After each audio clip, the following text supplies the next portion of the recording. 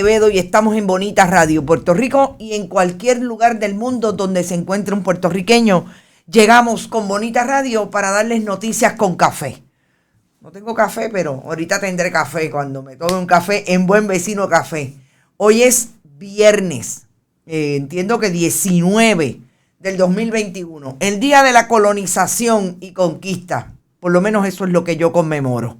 Definitivamente hoy, a pocos días de que venga otro día para tener asueto, descansar, como es el Día de Acción de Gracias que se celebra también en Puerto Rico, tenemos información, análisis, sobre todo, vamos a hablar del periodismo versus el entretenimiento, a raíz de que hay la defensa de Juanma López, acusado de agresión, acusado de violencia doméstica, de violencia contra la mujer, en el caso de su ex compañera Andrea Ojeda López.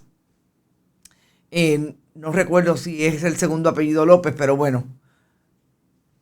Entonces, Andrea Ojeda Cruz me está diciendo, Verónica, disculpen, pero pues a veces se me puede ir y no lo tengo de frente. La estrategia que utiliza, de utilizar unas grabaciones que está por verse cuando se grabaron, cuando se hicieron, de conversaciones entre la víctima en este caso y Juanma López. Importante que hablemos no solamente del entretenimiento versus el periodismo y de la manera en que se trae la información, porque ya la discusión está ahí. Y hay mucha gente haciendo asunciones, realmente tomando conclusiones de algo que no sabemos hasta el día de hoy, cómo es que se construye en esa relación que tiene en efecto Andrea Ojeda Cruz con su agresor. Vamos a hablar de eso, vamos a hablar también del gobernador del 32%, Pedro Pierluisi, que habla de que lo que haga Luma con su dinero es problema de ellos. Vamos a ver si podemos entender las palabras del gobernador. Asimismo, vamos a hablar de lo que el juez federal Francisco Bezosa le dijo a la policía de Puerto Rico, que tiene que rendir cuentas por los 20 millones anuales que le dan para la reforma. Qué interesante que hace 2 días habláramos con el coronel Antonio López Figueroa sobre el caso que no resuelve la policía de Puerto Rico de un capitán que le dio un puño a una persona sin hogar en medio de una protesta, y más allá de los 90 días del suceso, no han tomado decisiones con relación a la querella administrativa, pero la persona sin hogar está confinada. Interesante, porque todo eso es lo que nos compone el imaginario y el escenario de las noticias en Puerto Rico cuando se traen con contexto. Y vamos a hablar de Estados Unidos y la Junta de Control Fiscal, por otro lado, que hay una ley que le iría a establecer a todos los presuntos implicados alrededor de la quiebra de Puerto Rico que relaten, que informen los conflictos de intereses que pueden tener. Y eso me trae la información aquella de que el contrato de Natalie Jaresco dice hoy que puede tener acceso, que puede ser parte de diferentes juntas de corporaciones sin fines de lucro y con fines de lucro. Y en el escenario legislativo no podemos dejar fuera al presidente del Senado, José Luis Dalmau, que hoy dice, Partido Popular Democrático, que a pesar de que ellos le prometieron al país como promesa de campaña que iban a derogar el Código Electoral, no lo van a derogar porque el gobierno compartido los obliga a negociar con el gobierno del 32% para traer una ley que satisfaga a todos. Yo entendí, nunca escuché ahí en esa manifestación el pueblo. Pero bueno, vamos a ir a eso ya mismo. Por ahí está todo el mundo. Irisita Delgado está por ahí, Sandra Arroyo, Aida Luz Negrón, Lourdes Ríos, Ángel Gabriel, Robert Baldwin. Compartan. Recuerden, Nilda Cruz, buen día desde el este. Gracias, Nilda, por estar y apoyar nuestro proyecto. Débora Colón también está por ahí, Ivonne de Los Ángeles. Saludos desde la diáspora puertorriqueña. Qué barbaridad, dice Mirta Díaz. Vamos a hablar de todas las barbaridades porque hay muchas en las noticias que hemos reseñado brevemente que vamos a analizar y a traer información. Recuerden, compartan, vayan a bonitasradio.net si pueden. Allí pueden donar a través de PayPal y tarjetas de crédito. Saludos a mi amiga Aileen Smith. Qué bueno que estás por ahí, mi amiga. Beatriz Meléndez también dice presente. Miguel Ángel Díaz Pagán. Vayan a bonitasradio.net. Fundación Periodismo 21 en su ATH móvil. Pueden donar allí. También lo pueden hacer a través de cheques o giros postales a la dirección PMB 284 PO Box 194000 San Juan, Puerto Rico 00919-4000. Siempre estamos en Bonita-Radio en Twitter, Bonita Radio en Instagram, Bonita Radio en YouTube, iVoox, iTunes y Spotify. Y gracias a Buen Vecino Café, a la cooperativa Abraham Rosa, a la cooperativa de Juana Díaz y Manuel Seno Gandía, que siempre auspicia nuestra segunda media hora. Mirna Serrano, Country en la Diáspora. Saludos desde Ocala. Saludos, Mirna. Qué bueno, ayer estaba hablando mucho de Country Club porque, pues, donde nos criamos es lo que siempre traemos a la mente cuando hablamos de diferentes asuntos. Y country es country. Lo demás sabemos que está en otros lugares. Saludos, Emma Roda. Saludos y comparte. Bueno, vamos a empezar con, yo creo que las palabras del gobernador Pedro Pierluisi, que le dice hace unos días a diferentes elementos de la opinión pública. El gobernador que se la pasa turisteando y que las imágenes que traen por lo menos una vez a la semana es ese tipo de imágenes que usted ve ahí. Interesante que el gobernador vuelva a insistir en que lo que haga Luma con su dinero es un asunto interno. Yo quiero citarlo para que después no digan que lo saqué de contexto. El otro día escuchaba yo a alguien traer información de las palabras de Yasmín Valdivieso cuando ella justificaba que la sacaron de contexto cuando dijo que cerraran la universidad y le diera el dinero a la policía de Puerto Rico. Y es que cuando no se puede decir otra cosa, se dice que lo sacan de contexto. Yo no quiero sacar de contexto al gobernador porque nunca lo hago. Las palabras del gobernador fueron las siguientes. No hay nada malo. Nada malo. Tienes que llamar. Estoy en medio de un programa. Perdónenme, pero tengo que contestarle a una persona para que entienda que estoy en un programa y no puedo contestar su llamada porque me está llamando insistentemente. Pues lo siento, tengo que hacerlo, ni modo. Decía que el gobernador dijo exactamente, eso es un asunto interno de Luma, decirnos lo que hace con el dinero para operar el contrato. Gobernador, yo creo que lo más interesante de todo esto es que se insista en que Luma puede hacer lo que quiera con el contrato cuando todo el mundo sabe que Luma tiene un contrato para operar y privatizar la transmisión y distribución de la energía en Puerto Rico con un dinero que es parte de la chequera del pueblo de Puerto Rico. Y que yo sepa, y me corrigen, y mi amiga Aileen Smith está por ahí, y estamos hablando de un contrato que el gobierno de Puerto Rico es parte, es firmante. Y usted, en un contrato, lo que hace es fiscalizar que la parte que usted contrata para que haga cierto trabajo está haciendo el contrato conforme a lo que usted pactó. Y definitivamente el desembolso del dinero es parte de eso.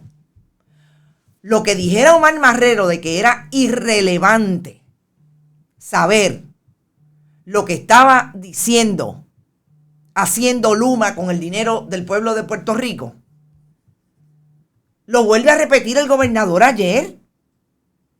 Entonces una se pregunta, pero es que van a insistir en el mismo mensaje para desviar la atención o para no contestar la pregunta de por qué el gobierno de Puerto Rico no fiscaliza Luma.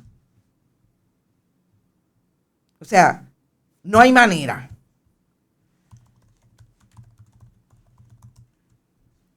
¿De qué estamos hablando entonces? ¿Cuándo el gobernador de Puerto Rico le va a contestar al país? ¿Por qué no es importante saber en qué Luma gasta todos los millones que se supone que sean para reestructurar el sistema de transmisión y distribución de energía en el país? Es decir, infraestructura que iría a empeorar la situación o iría a mejorarla. Yo creo que la gente está clara de qué ha pasado con relación a Luma. Todo el tiempo, desde que hace un año llegó a Puerto Rico para empezar la transición y desde el pasado 1 de junio que asumió su responsabilidad y sabemos dónde está. Pero hay algo que ayer no compartimos y yo creo que es importante compartir, sobre todo en el contexto de lo que ocurre con los documentos que han salido a relucir sobre Luma. Tiene que ver específicamente con los celadores que están disponibles hoy para hacer el trabajo que Luma se supone que haga, que hacía antes la Autoridad de Energía Eléctrica. De los 1.200, de 1.000 a 1.200 que establecen los ingenieros que salieron de la Autoridad de Energía Eléctrica, y ustedes saben que nosotros trajimos aquí información en verano pasado, de voz por voz de un ingeniero jubilado, que era la persona que se encargaba de gestionar la escuelita de celadores, que por lo menos se necesitan de 1.000 a 1.200. Luis Raúl Torres ha citado a Justo Torres y a todos los peritos que él ha traído a la Comisión de Alianzas Público-Privadas en relación a la fiscalización del contrato de Luma, que son 1.200. Vamos a ponerles 1.000 celadores que necesita el sistema para trabajarse bien. Luma tiene 497 y de esos 497, solamente 12 tienen más de 10 años de experiencia para 8 regiones de energía. Como se constituye la operación allí en lo que era la Autoridad de Energía Eléctrica, que ahora le quieren llamar Luma. Es decir, con ese dinero, gobernador, se paga. Con ese dinero se paga lo que podría ser un buen trabajo o un mal trabajo de las personas que van a ejecutar la operación en Luma. Pues no se está haciendo porque no tienen la gente. Entonces el plan de relaciones públicas les queda tan grande o le queda tan chiquito, dependiendo de cómo usted lo vea. Ayer se pusieron a hacer una actividad de relaciones públicas en la escuelita de celadores en Carolina. Pero si está claro que no tienen los celadores. Y la escuelita tarda, creo que 2 años. En medio de todo esto, las palabras del gobernador y cuál es la realidad. El plan de relaciones públicas que ejecuta Luma, ejecuta la Fortaleza. Y alguien mencionó por acá, y creo que fue Mirna, algo así como los comentarios repetitivos e irrelevantes. Por eso es que es importante. Mari Fonseca creo que fue la que lo comentó. Así que realmente, como dice Mayra Mar, ¿qué ocultan? Poco a poco. Ayer entrevistamos a Luis Raúl Torres y dice que hay más información y que lo inundaron de documentos, como sabemos, lo inundaron de documentos y veremos a ver qué pasa cuando ellos terminen de hacer el análisis de todos los documentos que le dieron, si cumplió o no cumplió Luma. Fíjense que él fue 12, son 10 años de experiencia. Y hay 12 solamente que tienen sobre 10 años de experiencia. A eso me refería Rita Guzmán. Importante, hasta que ellos no terminen eso, no van a saber qué información no le dieron y para mí mucho más importante, ¿por qué Luma dice que revelar de lo que se trató una contratación de abogados con relación a los cabilderos y a los asesores legales es confidencial? Pero más allá de eso, ¿por qué es confidencial? ¿Con qué abogados contrataron? ¿Qué abogados, qué asesores, qué cabilderos? Ya sabemos que hay un cabildero, Manny Ortiz, de la administración de Ricardo Rosselló Nevares.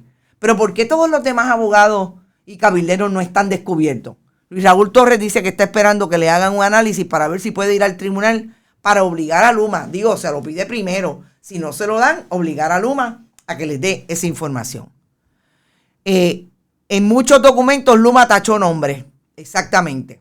¿A qué ocultan? También dijo que hay que acostumbrarse. Recuerden que el gobernador dijo, sí, en algún momento es verdad, dijo que había que acostumbrarse. Sí, claro. Un huracancito este año nos hubiera dado contra el piso bien duro, dice Miguel Díaz Pagán. Eso sin los piratas modernos, vienen sin...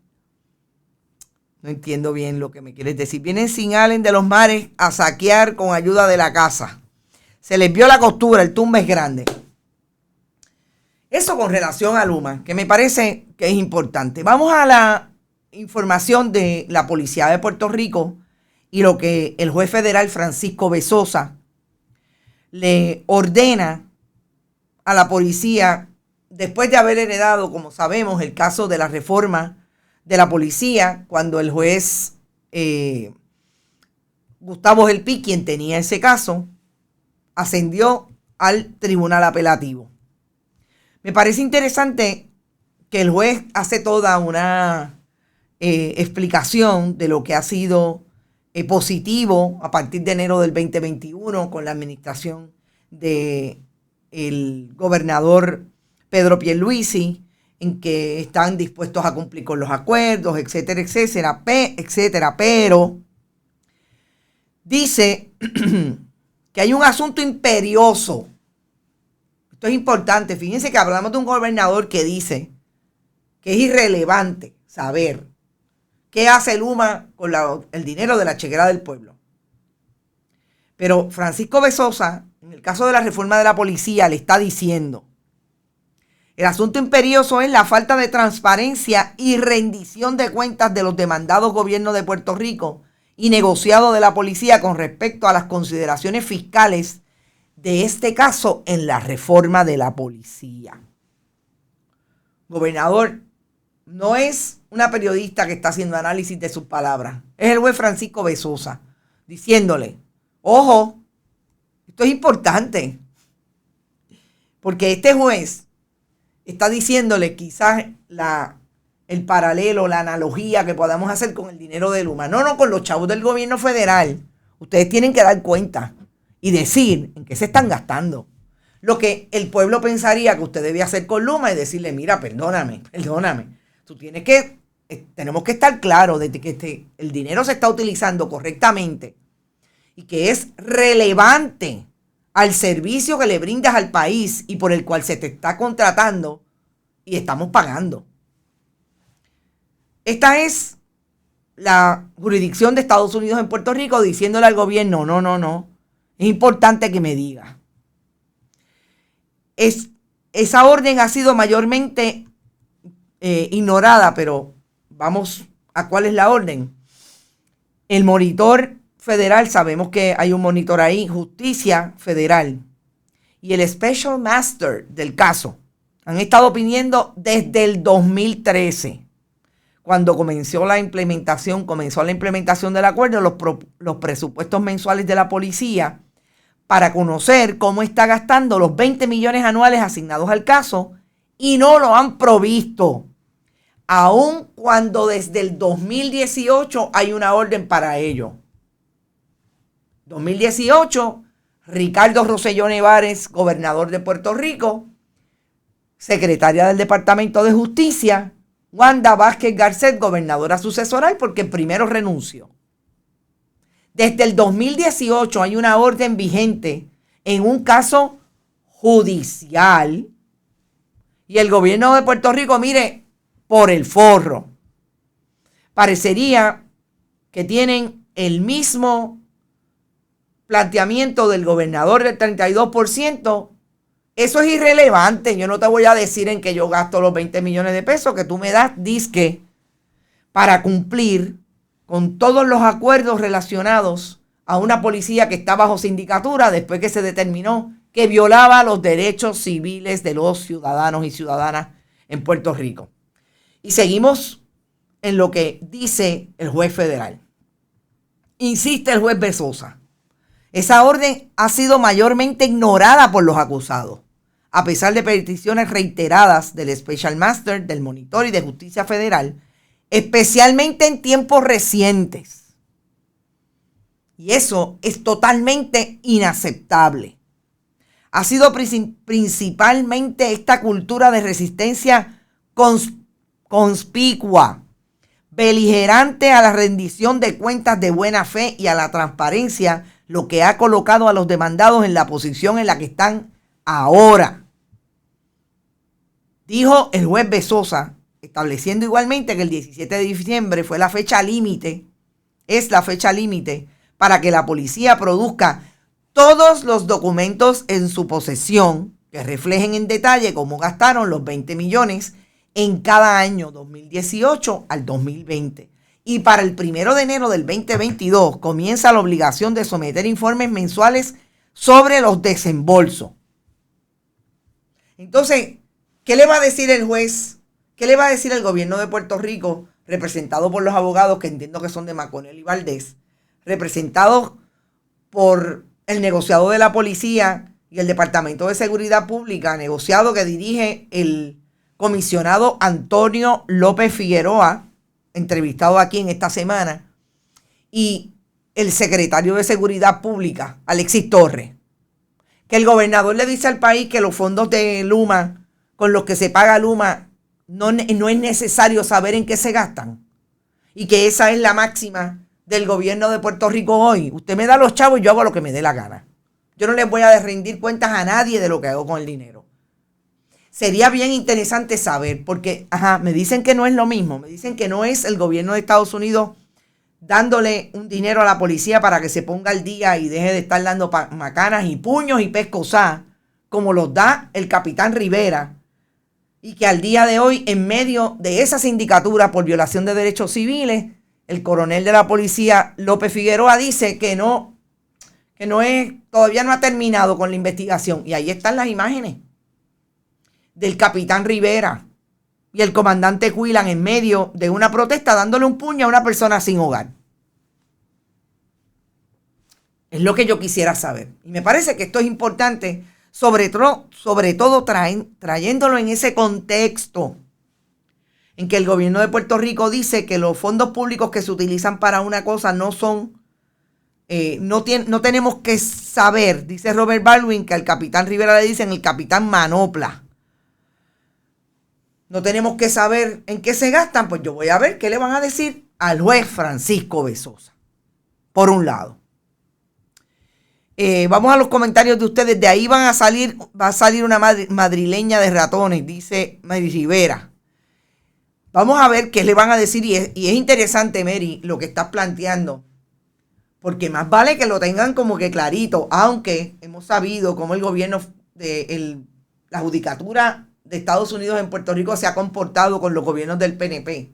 Y el mejor antecedente histórico de esa relación, gobiernos del Partido Nuevo Progresista, de las cuales ellos obviamente ideológicamente son parte, versus los gobiernos del Partido Popular en una sindicatura y en un pleito de clase, que no es lo mismo que la sindicatura, tiene los visos obviamente, pero procesalmente no es igual. Cuando había un pleito de clase conocido como Morales Feliciano, y las cárceles y las condiciones de las cárceles en Puerto Rico obligaron a un sector a impulsar ese pleito de clase que estuvo hasta los otros días, cuando el fenecido juez Juan Pérez Jiménez era el juez que administraba aquel pleito de clase. Las multas eran millonarias diarias contra el gobierno del Partido Popular. Inmediatamente ganaba el Partido Nuevo Progresista, Pérez Jiménez la frenaba. Eso no se le puede hacer a los muchachos del PNP. En la próxima factura de Luma vendrá un cargo por cárcel, dice Leila P. Colón. Ustedes son terribles. Cuando lo suspenden, lo malo es que siguen cobrando para pagar las millas. Cobrando, no les quitan los privilegios porque se debe hacer por eso siguen abusando. Que lo voten, dice Pavón Yari. Si todos son mayoría del PNP. Exacto. Entonces, vamos a ver cómo se comportan. El juez Francisco Bezosa, que ha dado loa de que el gobierno de Pedro Pierluisi le ha hecho súper bien, pero, ojo, desde el 2018 no cumplen y al día de hoy tampoco cumplen. Me parece importante también lo conspicuo y lo beligerante. Son tercos y miren, están ahí y no cumplen con las órdenes del tribunal. Le impondrá sanciones el juez a la parte que no cumple. Porque eso se da en los casos, parte usted no está cumpliendo. Mire, aquí la imposición. Estas acciones son parte del modelo capitalista neoliberal, dice Yalitza. No esperemos otra cosa, por lo que no se trata de este punto en particular, sino que son estrategias del sistema para vivir gracias al trabajo del pueblo. ¿Hasta cuándo sostendremos este sistema? ¿Cierto? Por eso es que es mucho más profundo y aquí lo que hacemos, lo que tratamos de hacer es traer esos contextos para que ustedes lo puedan mirar en el complejo panorama que estamos viviendo, que si vamos a hablar de todas, no tenemos programa para hablar de todas las contradicciones y todos los asuntos importantes. Por eso escogemos dentro de lo que hay. Sobre todo, siempre planteando, nosotros aquí queremos hacer lo que otros no hacen. Profundizar desde el periodismo, traerle los contextos históricos importantes, ubicarlos en el siglo XXI, pero hay ejemplos e historias del siglo XX que son totalmente pertinentes a lo que estamos viviendo hoy. Y esa coagulación del modelo neoliberal, Mary o Mirna, no me acuerdo ahora quién habló, me parece importante traerlo desde ahí. Luma, Pipo y la policía todos siguen el mismo plan, ignorar y no cumplir. Faltaría también un cargo por gastos alegres, dice Miguel Ángel Díaz. Menos radio comercial y más radio investigativa. Gracias, Ivonne de Los Ángeles. El hipercapitalismo, exactamente. O el capitalismo del desastre, como Naomi Klein lo ha planteado súper bien. Y aquellos que puedan, esas lecturas son interesantísimas. Háganlas. Por aquí, por las redes, hay algunos capítulos. De verdad que tenemos que insistir en tener más conocimiento y educarnos relacionados porque es como único podemos tener la mirada más o menos dirigida al mejor entendimiento de lo que está pasando. Bueno, entonces vamos, Rita Guzmán dice azul y rojo, púrpura, el nuevo partido. Vamos a los partidos políticos y a la alegada promesa de campaña del Partido Popular Democrático. Hoy presidente. El presidente del Senado, José Luis Dalmau, que dice que hay que llegar a un acuerdo, porque de lo que estamos hablando es de que el gobierno es compartido. Y ahí sí que yo me retrotraigo. ¿Se acuerdan cuando en el 2008 ganó Aníbal Acevedo Vilá y no tenía ni Cámara ni Senado? La mayoría absoluta de ambas cámaras era del Partido Nuevo Progresista y había un gobierno compartido. Eso dice José Luis Dalmau, y también quiero ir a sus palabras relacionadas con este asunto de que el código electoral no se va a derogar. Que ellos han estado, cuando digo ellos, digo Legislatura de Puerto Rico, han estado haciendo unos análisis relacionados a la ley, al código que reformó bien claramente, código electoral pasado, que Carlos Johnny Méndez, Tomás Rivera Chats y Wanda Vázquez Garcet enmendaron en menos nada y lo hicieron ley 2 semanas antes de ejecutarse el primer proceso electoral en el 2020. Las primarias en el verano del 2020. Así de atropellado fue. Y todos sabemos el producto de esa reforma de código electoral. Unas primarias y una secundaria. Y un descalabro como nunca antes lo había visto la historia electoral puertorriqueña en el sistema, en un movimiento, en un proceso electoral o en una elección general, como lo que pasó en el 2020, escrutinios tardíos, maletines perdidos, un voto por adelantado que se instituyó por primera vez desde unas modalidades particulares, que no solamente hubo una unidad 77 que al día de hoy no está claro, sino 2 funcionarios como presidente y vicepresidenta de la Comisión Estatal de Elecciones, que todavía están ahí porque todavía no hay sustituto, por lo menos para el presidente, y un funcionario o un presidente de facto, Edwin Mundo, como comisionado electoral alterno del Partido Nuevo Progresista y ex o director de la campaña electoral del gobernador Pedro Pierluisi.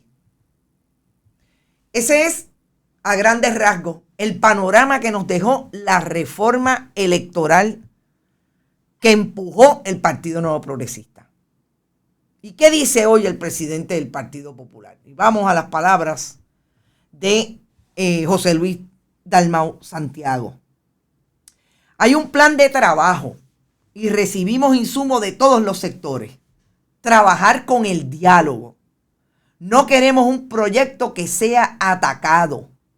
Si logramos un acuerdo, espero que en las primeras semanas de enero podamos presentarlo.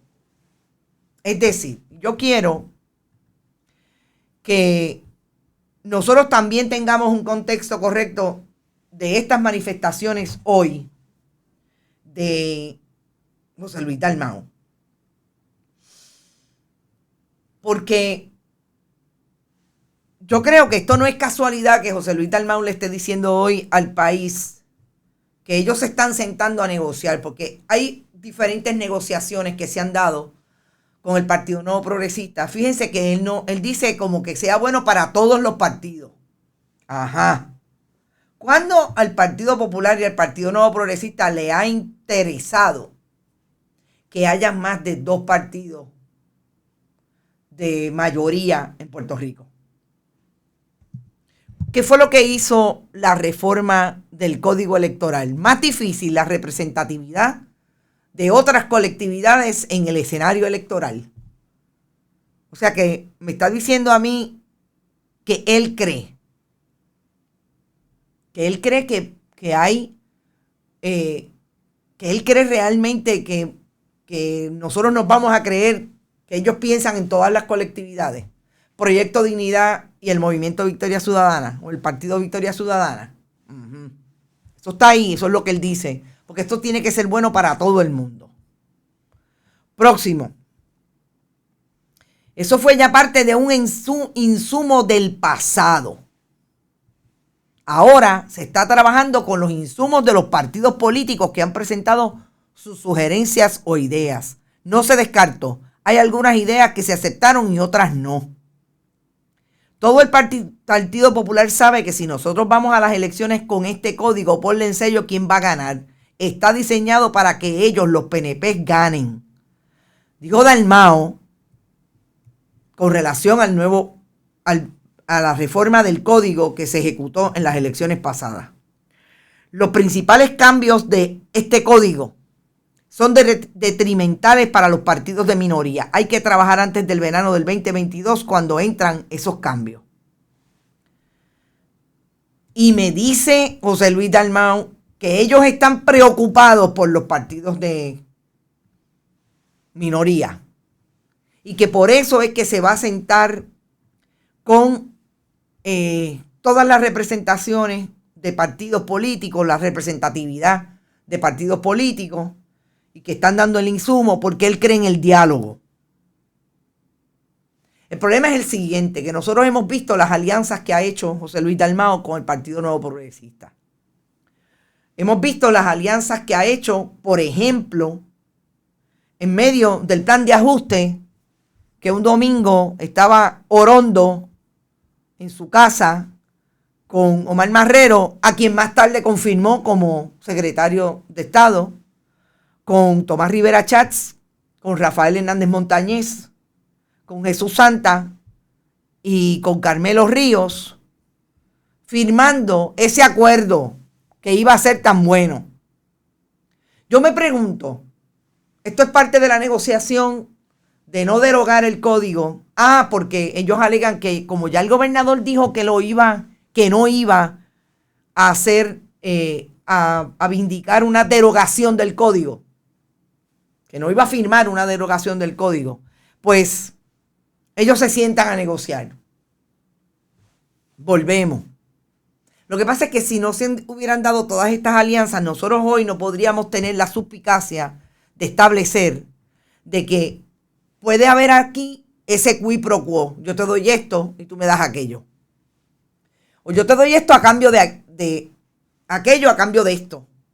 Porque ahí tenemos a Edwin Mundo diciendo recientemente, estamos esperando a ver lo que van a hacer con los nominados, porque pues puede ser que negociemos la presidencia de la Comisión Estatal de Elecciones o el nombramiento al Tribunal Supremo. Volvemos a la pregunta. La trampa del gobierno compartido, en efecto, puede ser eso. La justificación del gobierno compartido puede ser precisamente la trampa para que el país no entienda que ellos se sientan a negociar para cada uno permanecer en el poder. Y ahora están diciendo que en efecto ese código electoral, los cambios que irían a destruir cualquier representatividad de los partidos de minoría. Total, yo pensaría que el Partido Popular casi es un partido de minoría, pero vamos, hay que ver cómo ellos lo están leyendo. Para permanecer en ese poder disque de mayoría, a quien único le conviene eso es al Partido Nuevo Progresista y al Partido Popular. Entonces ahora están diciendo que no lo van a derogar porque el gobernador ha dicho que no va a firmar la derogación y que lo que tiene que pasar es que nos sentemos a negociar. Me encantaría escuchar qué dice Victoria Ciudadana sobre este asunto y si están en efecto en esas negociaciones, cada uno está diciendo, porque ya vimos lo que hizo Tatito Hernández en la Cámara de Representantes con el proyecto de reforma laboral, no bajó en esta sesión ordinaria. Y ahí está Anaíma Rivera Lacén, senadora por Victoria Ciudadana, acusándolo de que secuestró él y no cumplió con las disposiciones y las enmiendas que incluían la doble paga más allá de las 40 horas de trabajo. O sea, todo es como este juego que me parece en el macro el juego de la silla. ¿Quién se va a sentar hoy? Estos 4 años? ¿Y quién se va a sentar en los próximos 4 años? Y yo no veo por ahí para nada que eso sea bueno para los partidos de minoría o las colectividades que se están montando para ejercer como partidos de minoría. También hay que ver qué dice el PIB sobre este asunto. Pero de que es una promesa incumplida, creo que el Partido Popular está clarísimo que incumplió con una promesa de campaña, que iban a derogar el código y no lo hicieron. ¿Con quién están negociando? José Luis Dalmau. Está negociando por él Jorge Colbert, como insiste Toñito Cruz, que es quien está haciendo lo imposible porque el Partido Popular pierda en las próximas elecciones, negociando directamente con Edwin Mundo el código electoral para, obviamente, cada uno asentarse. Y ahora dice que es que si lo dejan así, si no se sientan a negociar, pues es malo para los demás, porque él es bueno con esos temas. No sé, todo el discurso me parece realmente contradictorio y me parece que está claro que el Partido Popular no cumplió con una promesa de campaña y que ese liderato, mire, sigue por el forro. PNP, partidos de marionetas del norte, dice Carlos Pérez. En ese jueguito de 4 años nos tienen presos nuestro sistema de gobierno. Dice Eneida, saludos Eneida. Dios mío, la exposición que hizo la Barbie Rodríguez Bebe parecía sacada de una pesadilla de la Edad Media. Yo tengo ese video y la voy a poner ya mismo. Pero yo quiero ir al tema del asunto del periodismo versus el entretenimiento. Nos levantamos hoy con que hay unas grabaciones que salen en un programa de entretenimiento de supuestamente Andrea Ojeda Cruz hablando con Juanma López en medio del caso que está enfrentando Juanma López por violencia de género y Andrea Ojeda como la víctima y la persona que está acusando. Sabemos que esto viene de aparentemente una relación que mantenía esta joven con el boxeador, golpes, que todo fue sacado a través de las redes sociales, utilizó la herramienta de las redes sociales para divulgar lo que estaba ocurriendo. Y ahora hay un programa de entretenimiento que saca unas grabaciones que colocarían a Andrea Ojeda, y digo colocarían porque aquí es una de las líneas más importantes para definir lo que es entretenimiento y es periodismo. La responsabilidad de un periodista sería autenticar, en principio, esas grabaciones con la fuente de información. Pero cuando la fuente de información lo que quiere, que evidentemente, estamos hablando de personas allegadas y parte de la estrategia de la defensa de Juanma López, filtra esa información. Lo primero que ocurre es que obviamente quien recibe la información, que son las audiencias de esos programas de entretenimiento, comienzan a utilizar su juicio a base de lo que están escuchando para entrar a dirimir lo que puede ser que esta joven esté hablando con Juanma López en medio de que hay una orden de protección. Ojo, mucho cuidado las estrategias de la defensa, porque quien tiene que mantenerse alejado, quien tiene la orden de protección es Juanma López. Así que mucho cuidado con estar ahora tratando de establecer que esta joven está violando las condiciones de una orden de protección, porque quien la tiene es Juanma López. Vamos a empezar por ahí. Pero bueno, importante establecer hoy la primera pregunta. Ya yo escucho y veo hasta compañeros periodistas diciendo que estas grabaciones son ejemplos de la mala relación que tiene esta joven con este caballero, con este acusado, etcétera. Volvemos. ¿Quién autenticó que esas son unas grabaciones y no son en parte grabaciones? ¿Quién grabó? El Departamento de Justicia acaba de reaccionar y emitió un comunicado de prensa estableciendo que nos llama la atención que la defensa haya salido convenientemente a solicitar en los medios que se retiren los cargos contra su representado a menos de 24 horas de haber entregado decenas de audios y videos editados y manipulados a favor de su cliente, que todo apunta a que fueron grabados de manera ilegal, dice la fiscal de distrito de Caguas, Aracelis Pérez Correa. ¿Por qué? Porque sale la información que evidentemente a quién le convenía, o entendía él que le convenía, hablar con un comediante hace unos meses, a Juanma López, y habló con el comediante. Ahora, ¿a quién le conviene? ¿O a quién entiende que le conviene? ¿O que entiende esa defensa que le conviene? Filtrar esos audios editados, esos videos,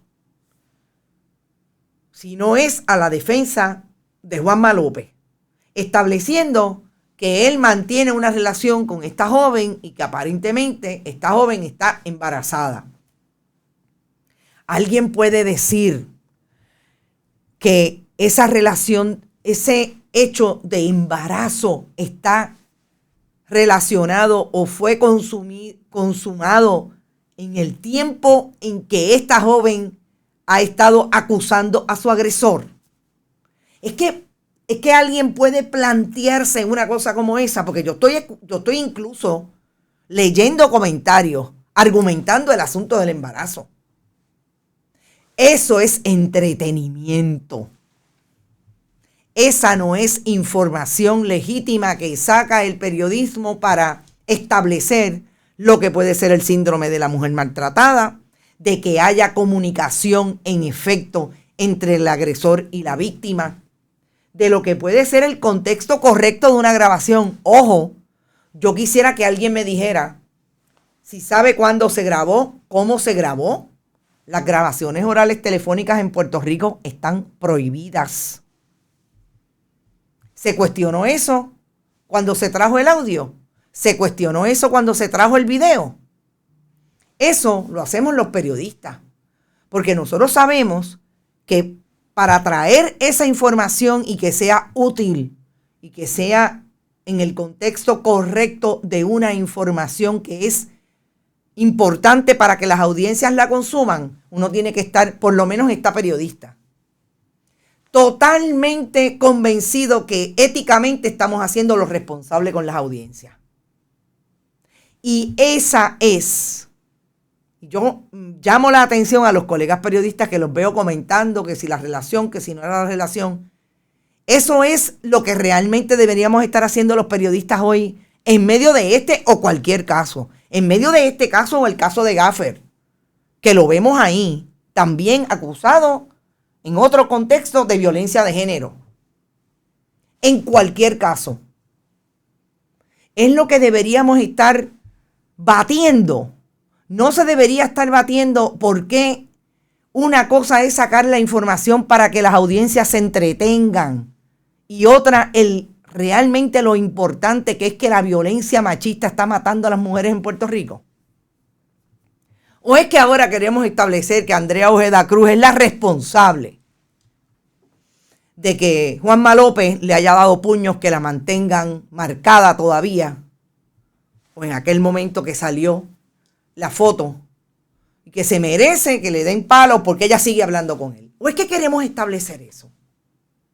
Eso no es lo que en efecto hace el entretenimiento cuando trae a Juanma López casi llorando diciendo que Andrea Ojeda Cruz es lo mejor que ha pasado en su vida, utilizando un momentum y tratando de manipular a la víctima. Oiga, de eso hay, pero teorías, pero más que teorías, análisis psicológicos, pero por montones, de cuáles son las vidas de un agresor y una víctima en el ir y venir de esa relación de violencia. Gaffer el incomprendido, dice Neida. Otra vez Jerome Gaffer, qué horror, ¿sí? O sea, vamos, si estamos hablando de lo que es responsabilidad nuestra como comunicadores y periodistas, vamos a ser responsables en todos los foros. Yo no puedo ser responsable y podemos cometer errores. Yo no puedo ser responsable aquí estableciendo que es mi responsabilidad como periodista ser ética, traer información que se acerque, pero lo máximo a ese asunto ético y plantear una grabación en el contexto correcto y después irme a comentar en mi muro personal de Facebook o hacer un comentario que contradiga todo lo que estoy haciendo, ¿verdad? Esto es bien visible, ya esto es bien visible. Las contradicciones ya no son tan lejos como que las vas a ver y te vas a percatar de ellas 3 meses, 6 meses más tarde. Te percatas inmediatamente porque todo lo que hacemos está aquí, en las redes. Jugando pelota dura casi todo el programa. Ayer fue ese tema de Juanma, dice Miguel Martínez. Marisol Camacho, me imagino que se refiere a Gaffer, diciendo varón blanco económicamente poderoso.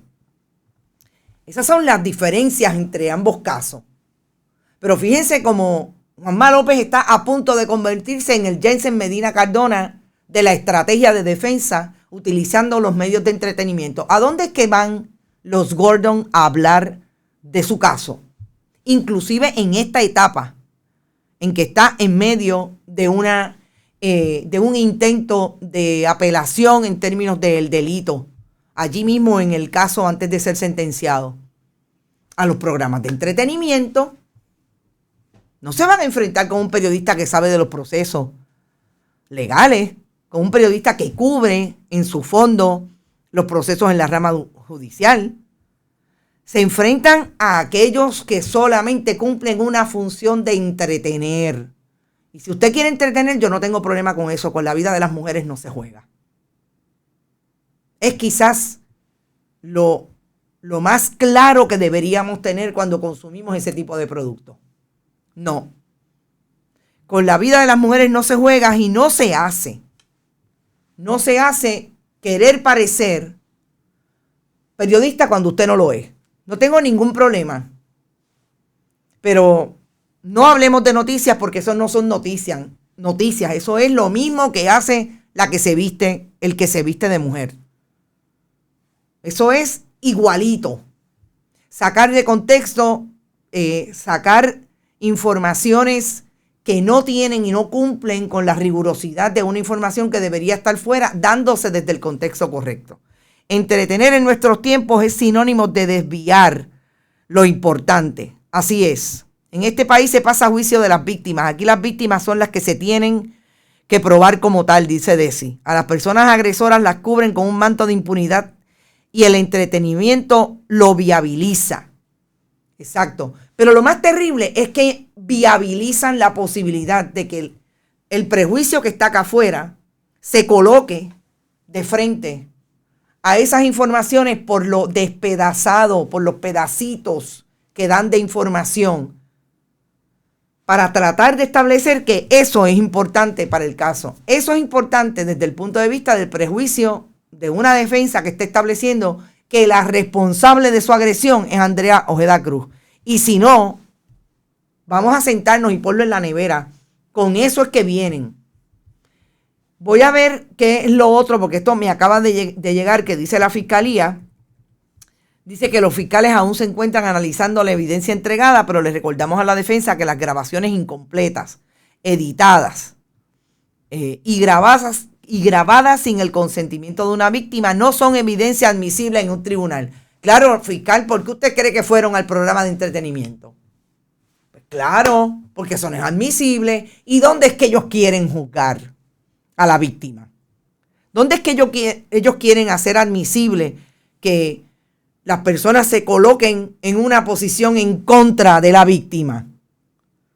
En la opinión pública, porque ahí van a escoger el jurado si es que finalmente terminan siendo por el tribunal de jurado y no por tribunal de derecho. Y ahí es que habrían puesto la semilla para tratar de traer que este hombre no hizo, ahí están casi como Jensen Medina Cardona. Ya mismo van a decir que fue que se le zafó el puño, que no fue que tuvo la intención, que fue que se le zafó.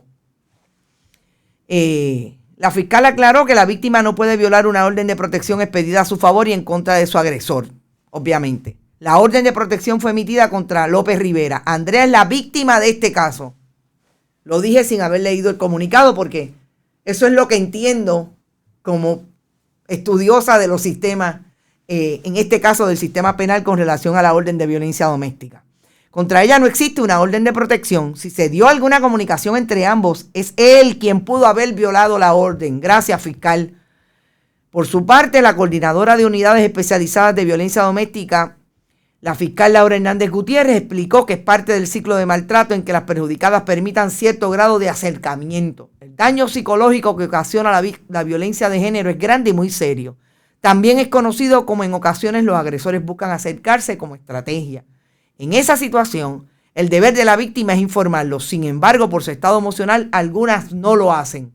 Y aquí yo voy a añadir que no sabemos cuáles son las diferencias que tiene, que aparentemente han tenido diferencias la Fiscalía con Andrea Ojeda Cruz. Y yo dije, el martes creo, que a mí me llamaba la atención que esas posibles diferencias en efecto podrían estar relacionadas con la posibilidad de que esta joven estuviera influenciada. Ella dijo que se sentía intimidada por Juanma López por la defensa de Juanma López y sobre todo por él, que era su compañero, que consintieron una relación en un momento dado, para que ella retirara los cargos.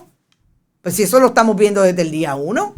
Ella incluso dijo que le sentía pena porque él era un hombre alcohólico y que tenía un problema de alcohol y que tenía muchos problemas.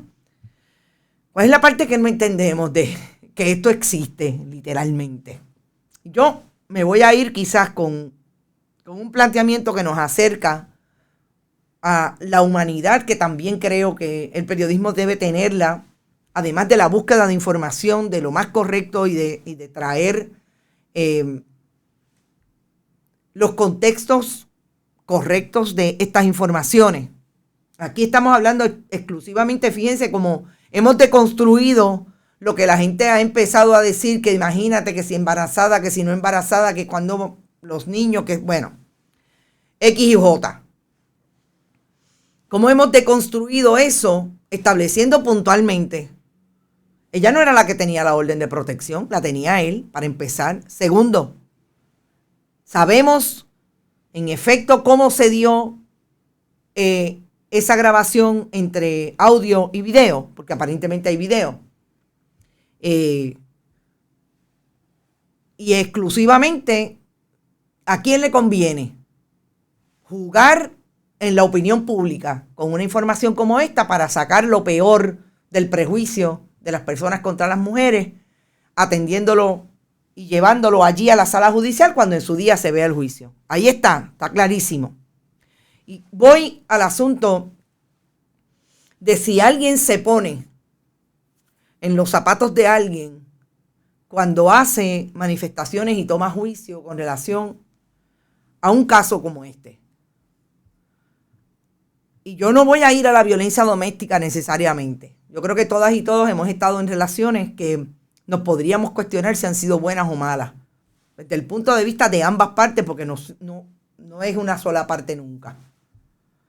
Y cuántas veces hemos vuelto, nos hemos dejado y hemos vuelto. Piénsenlo desde ahí nada más. Desde ahí nada más. No lleguen al puño o a la bofetada, porque necesariamente esa crisis emocional que puede dar y lo gris que puede ser el enamoramiento versus la dependencia, etcétera, es una cuestión de condición humana y de relaciones humanas. Pero, como siempre, a esta hora ya yo me tengo que ir, son las 9 de la mañana. Hay que fomentar la empatía, nos hace falta, dice Cintia a Lueli. Sus manos son sus armas, dice Norma Rodríguez. Yo quisiera decirles que me voy. Es posible que tengamos una información disponible para hoy, pero a través del muro.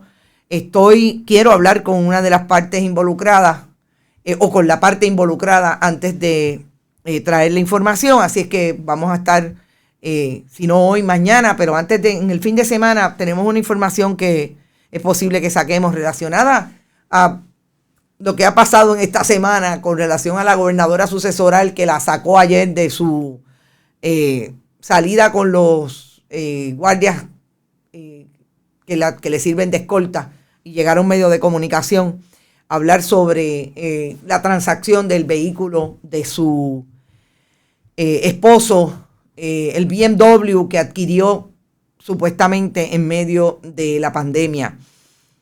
Vayan a bonitasradio.net si les parece. Allí pueden donar a través de PayPal y tarjetas de crédito. Recuerden que también estamos en la Fundación Periodismo 21, en su ATH móvil. La Fundación Periodismo Siglo XXI recibe cheques o giros postales a el correo PMB 284, PO Box 194000, San Juan, Puerto Rico 00919-4000. Siempre estamos en Bonita Radio en Instagram, Bonita-Radio en Twitter, Bonita Radio en YouTube, iVoox, Spotify. Siempre también estamos en YouTube 24/7. Gracias a Buen Vecino Café, a la cooperativa Abraham Rosa, a la cooperativa de Juana Díaz y a la cooperativa Manuel Seno Gandía por auspiciar nuestro programa. Nos vemos el lunes. Pendiente a todas las redes de Bonita Radio, que vamos a seguir trayendo información, y el lunes en Noticias con Café habrá más y más información y análisis desde el periodismo. Éxito. Buen fin de semana. Nos vemos el lunes.